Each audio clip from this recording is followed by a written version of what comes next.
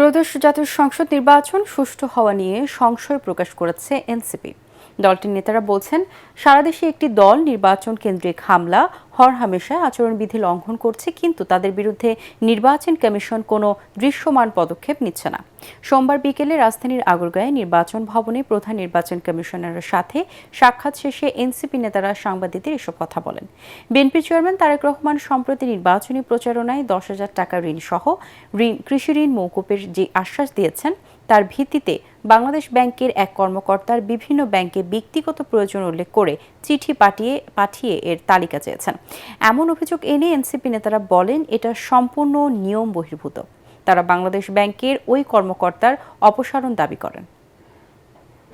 যে দলেরই হোক, যারা নারী কর্মী রয়েছেন, যারা নারী প্রার্থী রয়েছেন, তাদের প্রতি বিশেষভাবে তাদের নিরাপত্তাটা যাতে বজায় রাখা হয় সেই দিকে আমরা বিশেষ দৃষ্টি দেওয়ার জন্য অনুরোধ করেছি। তারা আশ্বাস দিয়েছেন, কিন্তু আমরা বিগত সময়ে যদি বলি, তাদের আশ্বাসে আমরা আসলে আশ্বস্ত হতে পারছি না।